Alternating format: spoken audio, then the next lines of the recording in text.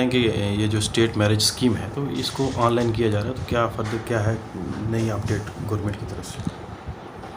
महकमा social welfare की जानिब से जो है नई समाज की जो स्कीम, जिसमें हमारा पहला जो ऑर्डर था उसमें अमेंडमेंट हुई है।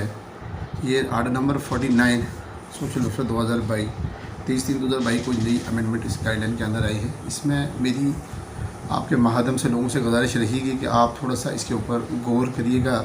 जो भी लोग ऑनलाइन फार्म भर रहे हैं, बदकिस्मती की बात है कि बार बार इलेक्ट्रॉनिक और प्रिंट मीडिया की वसादत से भी हमने लोगों को कम्युनिकेट किया कि आप लोगों को फॉर्म फिलअप करते वक्त किन बातों का ध्यान रखना है। लेकिन अभी भी जो हमारे पास फॉर्म आए हैं, लेकिन उनके बीच में बहुत सारी जो वो खामियाँ रखते हैं, जिसकी वजह से फार्म जो है वो रिजेक्ट हो जाते हैं। सबसे पहले मेरी गुजारिश है फार्म फिलअप करने वाली बच्चियों से कि वो अपने ओरिजिनल डॉक्यूमेंट्स एक बार गौर से सुन लीजिएगा।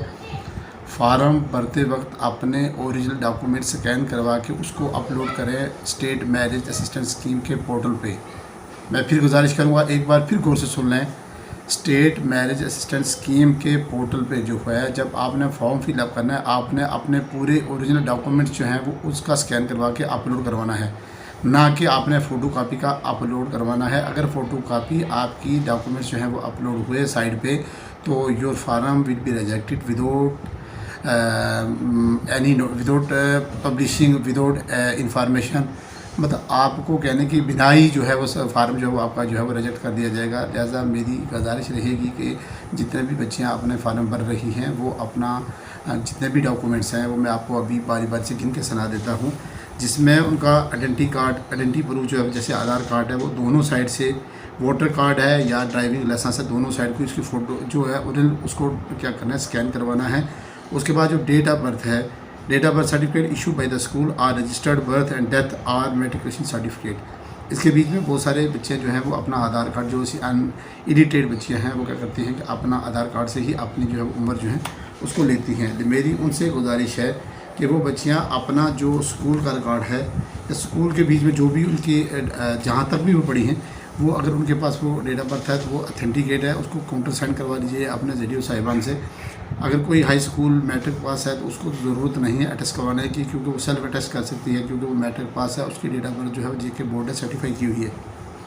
उसके बाद आधार कार्ड जो है वो दोनों साइड से उसको क्या करना है, स्कैन करवाना है और अपलोड करवाना है। उसके बाद रेजिडेंशियल प्रूफ सर्टिफिकेट जो है बोथ साइड से, जैसे वोटर कार्ड है या उसकी डोमोसाइल सर्टिफिकेट है, जिसको हम अपनी दूसरी ज़बान में पहले स्टेट सब्जेक्ट होती थी, अब डीसी है, डोमोसाइल सर्टिफिकेट, उसको भी स्कैन करवा के ओरिजिनल को स्कैन करवा के वो भी अपलोड करें। उसके बाद जो राशन कार्ड है उसकी ई टिकट, फैमिली डिटेल जिसके ऊपर पेज पे होती है, वो ई टिकट जो है उसके ऊपर जहाँ आपकी फैमिली डिटेल है वो लगाइएगा। उसमें मेरी एक गुजारिश दोबारा ये रहेगी कि बीपीएल का जो कार्ड है वो तो काफ़ी देर से है, उसको कन्वर्ट हो गया पीएचएच में।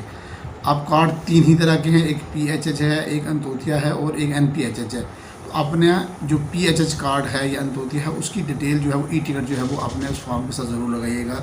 उसके बाद अगर एजुकेशनल क्वालिफिकेशन किसी की है वो साथ में लगाइएगा। उसके बाद जो एक एफिडेविट है, बहुत सारे लोग यहाँ पे क्वेश्चन करते हैं कि पहले एफिडेविट नहीं था।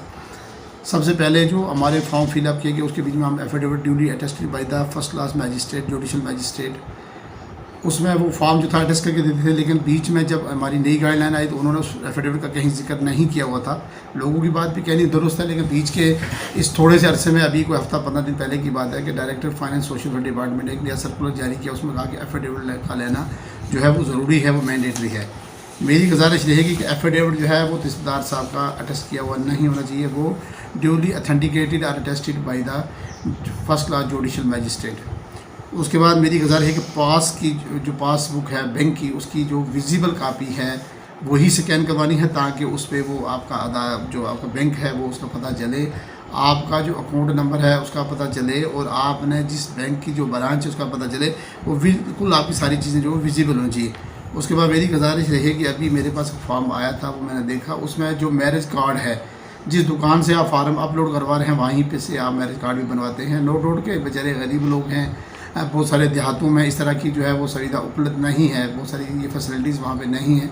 लेकिन इस आपके माध्यम से मैं लोगों से गुजारिश करूँगा कि एक बच्ची ने फॉर्म भरा, उसी के बीच में उस दूसरी बच्ची का वो नाम भी नहीं चेंज किया दुकानदार ने, उसने पैसे ले लिए और उसी बच्ची पहले वाली का नाम, जिसका पहला फॉर्म भरा था, डेट ऑफ बर्थ भी उसकी वही उसके बीच में डेट ऑफ बर्थ को क्या करना था, उसकी जो मैरिज की डेट है वो भी वही, बाप का नाम भी नहीं चेंज किया, माँ का नाम भी नहीं, किसी का नाम भी नहीं, फैमिली का नाम भी नहीं, फॉर्म भर के भेज दिया। गुलशन अख्तर का, दूसरी लड़की का नाम था नसरीन अख्तर, लेकिन उसका कार्ड उसमें नसरीन वाले फार्म के बीच में गुलशन अख्तर का ही डाला हुआ है। इन चीज़ों का खास क्या रखें, क्योंकि जब फॉर्म आपको भरना है आपने ओरिजिनल कार्ड शादी का उसके बीच में लगाना है, और कम से कम उस शादी के और आपके फार्म भरने की बीच वाला जो मायाद है कम से कम 1 महीना 10 दिन होनी चाहिए, ताकि डिपार्टमेंट जो है वो आपके लिए पैसे का इंतज़ाम करे। उसके बाद मेरी गुजारिश रहेगी, जितने भी हमारे सरपंच साहिबान हैं, पंच साहिबान हैं, जिस बच्ची ने पहले इस स्कीम से लाभ उठा लिया है यानी फ़ायदा ले लिया है, उसका फॉर्म कभी भी किसी भी सूरत में अटेस्ट ना करें। मैं दोबारा एक बार फिर आपके माध्यम से गुजारिश करूँगा सरपंच साहिबानों से, जितने भी सरपंच साहिबान हैं उनसे मैं गुजारिश करूँगा कि जो भी फार्म आपने पहले जिन बच्चों ने इस स्कीम से लाभ उठा लिया है, फ़ायदा ले लिया है, उनको पैसे मिल गए हैं, उनको वेरीफाई करके साइन करें। ऐसा ना हो कल आप अपने आप को भी इसकी ज़द में लाएँ, वो डिपार्टमेंट के ऑफिसर भी इसके बीच में इन्वॉल्व हों, तो फिर हम सब के लिए मुश्किल बन जाएगी। तीसरी बात ये कि जब भी फॉर्म अटेस्ट करना हो उसमें देखें सरपंच साहिबान अपना मोबाइल नंबर लिखें। बाज़ मरतबा क्या होता है कि सरपंच साहिबान का नाम नहीं होता, वो नीचे स्टैम्प कर देते हैं और साइन कर देते हैं, ऊपर पता ही नहीं होता नाम अपना क्या है, नीचे जो है बेनिफिशियरी का क्या नाम है, शादी किसके साथ हो रही है।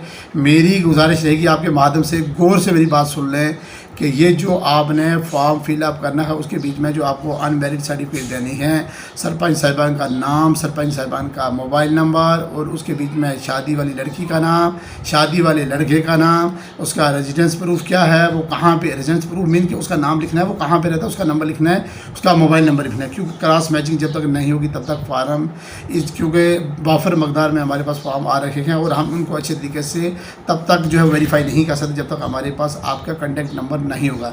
मेरी गुजारिश रहेगी कि वो बच्ची जिसके घर में अपना मोबाइल नहीं है वो अपने पेरेंट्स का मोबाइल जो है वो उसके बीच में लिखें, ताकि हम जो वेरिफिकेशन करते टाइम उनसे फ़ोन करके कोई बात पूछ सकते हैं, या अगर आपके फॉर्म में कोई लकूना है तो उसकी खामी को हम कैसे दूर कर सकते हैं ताकि आपका फार्म रिजेक्ट ना हो। दूसरी बात ये रही कि बहुत सारे बच्चों ने जो फॉर्म अप्लाई किया था पहले, जिन्होंने अपने फार्म के बीच में एफिडेविट जो था वो इंक्लोज नहीं किया हुआ, मेरी गुजारिश रहेगी कि वो अपना एफिडेविट जो है वो अपने हमारे तहसील सोशल ऑफिस जैसे मेरा मंडी में है, इसी तरह आपने अपने कंसर्न तहसील सोशल ऑफिस जो है वो जमा करवा सकती हैं एफिडेविट आज की डेट में भी।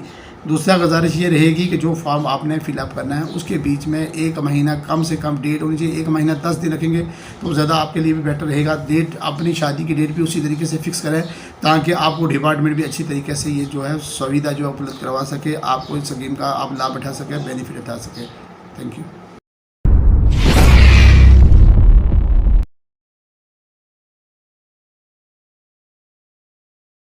पुंछ की आवाम के लिए खुशखबरी, आ गया बजाज फाइनेंस आपके शहर पुंछ में। इलेक्ट्रॉनिक की कोई भी आइटम आप खरीद सकते हैं 0% इंटरेस्ट के साथ आसान किस्तों में। लीजिए finance available at 0% on every electronic items. रब्ता कीजिए गुप्ता इलेक्ट्रॉनिक्स मैन बाज़ार पुंछ से। मोबाइल नंबर 9419200401 या 9797347333।